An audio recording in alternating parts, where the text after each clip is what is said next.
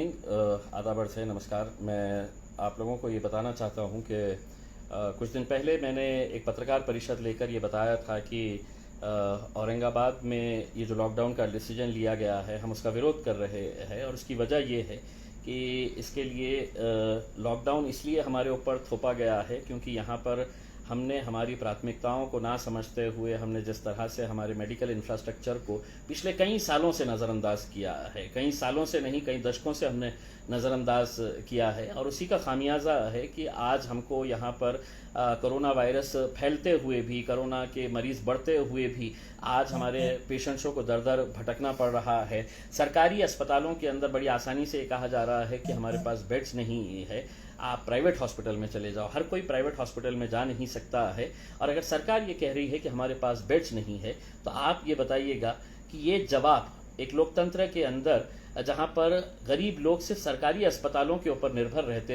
हैं, वहाँ पे क्या वजह है कि पिछले एक साल से हमने हमारी मेडिकल सुविधाएं बढ़ाई नहीं है। जैसा मैंने पूरे आंकड़ों के साथ बताया था कि महज एक औरंगाबाद ज़िले के अंदर, सिर्फ एक औरंगाबाद ज़िले के अंदर 2048 हेल्थ डिपार्टमेंट के रिक्रूटमेंट्स होना बाकी है। 2048, यानी कि आप अंदाज़ा लगाइएगा कि एक घाटी हॉस्पिटल के अंदर 850 लोग, सुपर स्पेशलिटी बिल्डिंग के अंदर 200 लोग, हमारे जो गाँव के अंदर जो हॉस्पिटल्स है ग्रामीण इलाकों के अंदर, उसमें 350 डॉक्टर्स नर्सेस की आवश्यकता है। ये इतने सालों से बैकलॉग है, हमने भरे नहीं है। और हम खुश इस बात के लिए रहते हैं कि देखिए हमने कितने करोड़ रुपए की ये बना दी है, बिल्डिंग बना दी है।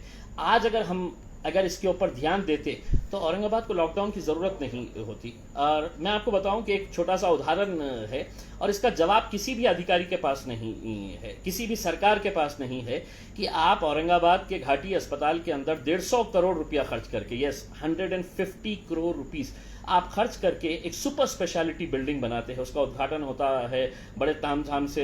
ये बताया जाता है कि देखिए औरंगाबाद में 2017 के अंदर ये पूरी बिल्डिंग तैयार हो जाती है। 2017 से आज मार्च 2021 है, 4 साल के अंदर उस बिल्डिंग का इस्तेमाल हम इसलिए नहीं कर पा रहे हैं क्योंकि वहाँ पर हमने मैन पावर जो चाहिए, चाहे वो डॉक्टर्स हो, नर्सेज हो, क्लास 3 क्लास 4 हो, टेक्नीशियंस हो, तो हमने उनका रिक्रूटमेंट ही नहीं किया। एक भी आदमी को वहाँ पर अपॉइंट नहीं किया है। वैसे ही हालत सिविल हॉस्पिटल की है, वैसी ही हालत कैंसर हॉस्पिटल की है। यहाँ पर डॉक्टर्स ही नहीं है, मैन पावर ही नहीं है। हर एक का इंटरेस्ट बस यही है कि 100 करोड़ की, 50 करोड़ की, 200 करोड़ रुपए की बिल्डिंग बना दो करके।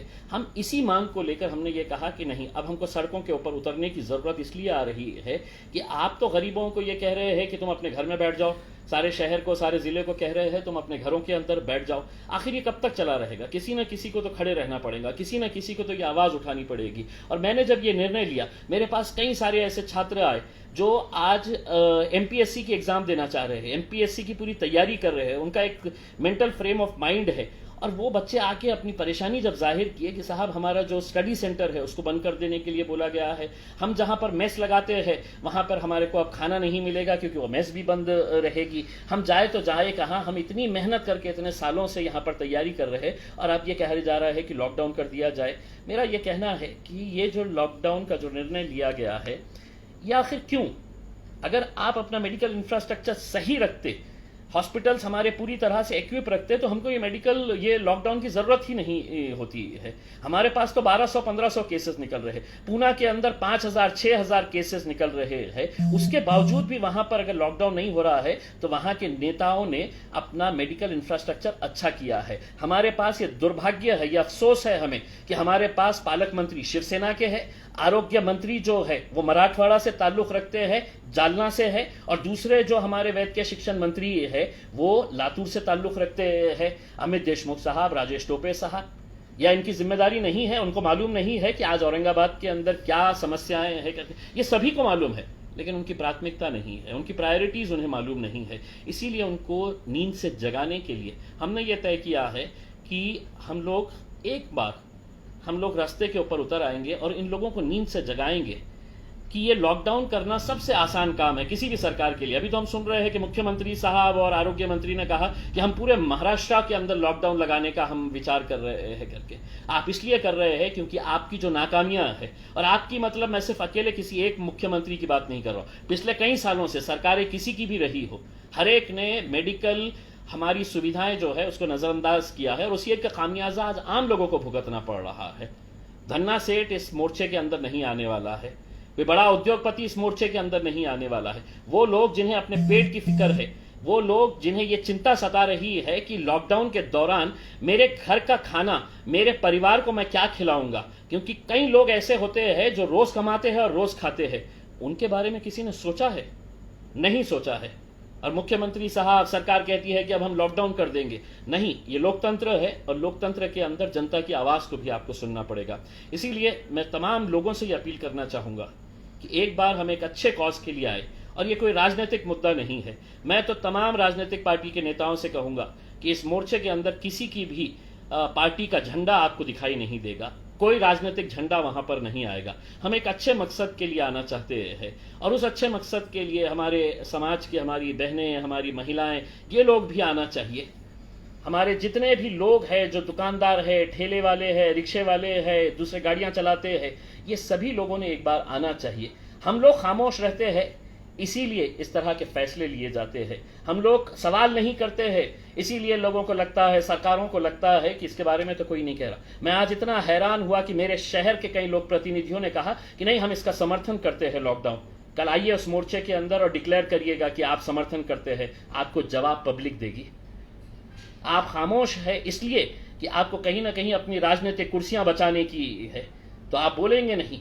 आप वही बोलेंगे जो आपके अधिकारी, आपकी सरकार जो भाषा बोलेगी उसी के अंदर आप हाँ से हाँ मिलाएंगे।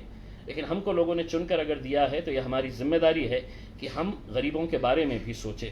और हाँ, एक बात मैं बताना चाहूँगा कि आप इंडस्ट्री को इजाज़त देते हैं कि इंडस्ट्री चालू रहेगी, क्योंकि उनकी चेन नहीं बिगड़नी चाहिए, जो उनकी सप्लाई चेन है वो बिगड़नी नहीं चाहिए। उस इंडस्ट्री के अंदर काम करने वाले लाखों कर्मचारियों के बारे में भी सोचना पड़ेगा।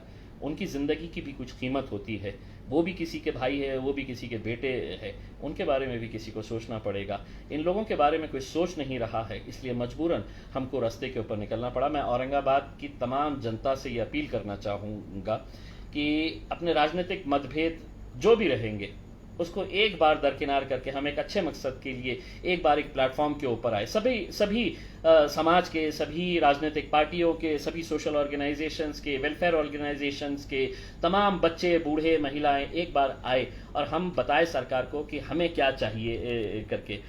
शांतिपूर्ण तरीके से हम लोग ये कल मोर्चा निकालेंगे। हम किसी भी तरह का कोई ऐसी नारेबाजी नहीं करेंगे, हम पूरे डिसिप्लिन का मुजाहरा करेंगे। हमको मालूम है कि कोरोना है, और कोरोना के अंदर जो जो प्रिकॉशंस लेना है, वहाँ पर एक भी आदमी आपको ऐसा नहीं मिलेगा जो बगैर मास्क के रहेगा। वो मास्क लेकर आएगा तो ठीक, अगर नहीं लेकर आएगा तो हमने हज़ारों मास्क वहाँ पर हमारे वॉलंटियर्स के ज़रिए लेकर खड़े किए हैं। और हम जाएंगे जिलाधिकारी के पास और उनको बताएंगे कि ये मोर्चा किसी जिलाधिकारी के खिलाफ नहीं है, किसी पुलिस कमिश्नर या किसी म्यूनसिपल कमिश्नर के खिलाफ नहीं है। ये हमारे सिस्टम का जो फेलियर है, हमारे सिस्टम की जो कमियां है, उसको हम उजागर करना चाहते हैं, सरकार को हम जगाना चाहते हैं। इसीलिए आप सभी लोगों से अपील है कि कल 3 बजे पैठन गेट के ऊपर आइए। शांतिपूर्ण तरीके से हम लोग दिखाएंगे कि हम एक अच्छे कॉज के लिए एक बार इस शहर के अंदर हम सब मिलकर जमा होंगे। धन्यवाद, बहुत बहुत शुक्रिया।